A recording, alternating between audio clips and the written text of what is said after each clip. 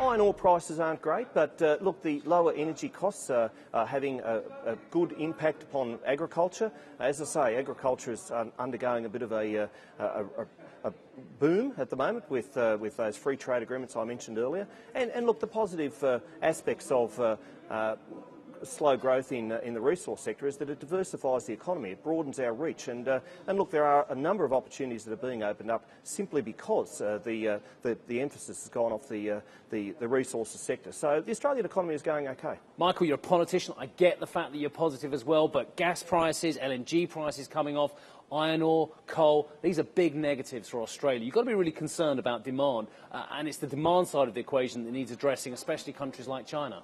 Well, look, Australia is a big exporter of its energy, but and the price, as you say, is coming off those. But as I say, that is broadening the economy. It's opening up opportunities for other things. I had a business luncheon just today with some of the people in Turkey who are doing some really good things in medical research and all those sorts of things in agriculture, and so that opens up great opportunities. I am positive. The Tony Abbott Warren Trust government is doing its very best to get Australia back.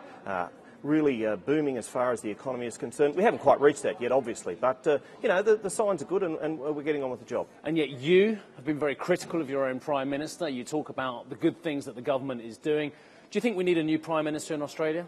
No, what we need now is stability, and our country, our coalition needs stability more than ever now. And we've achieved that today with the spill motion being defeated, and Tony Abbott deserves to be given a second chance, we'll say. 17 months is not long enough to really bed down the sorts of policies that we've put in place. But we've got a good story to sell. We've got a good story to tell as far as what we've achieved so far. We have done many of the things that we said we'd do at the last election. We've stopped the boats.